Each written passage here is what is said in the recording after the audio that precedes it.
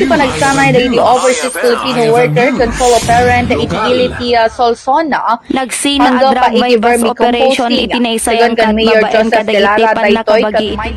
Okay, ha?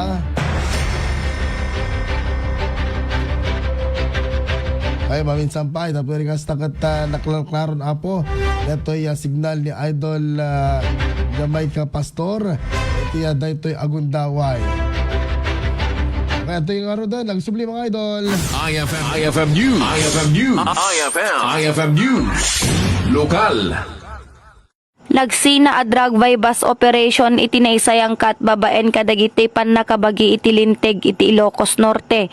Imunakit iti Iliti San Nicolas ano sa dinno ket nakatiliw da iti agtawen o patapulo ket 5 iti barangay 15 San Jose San Nicolas Ilocos Norte. Basar ti impormasyon ket nakumpiskar ken kuana iti innem asasye iti maipagarup a shabu ken dagiti non-drug evidence kas kuma iti cellphone, wallet ken bypass money. Kabayatan na natiliw iti maysa a construction worker iti barangay Aring Badok Ilocos Norte. Kalpasan ang maipagarup a naglako ti shabu iti nagpamarang a pulis pusher buyer. Namuan ati subject ket agtawen iti 30 ket nakumpiskar ken kuana iti sachet iti may pagarup a shabu. Bypass money, personal items ken ti nagluganan na a tricycle.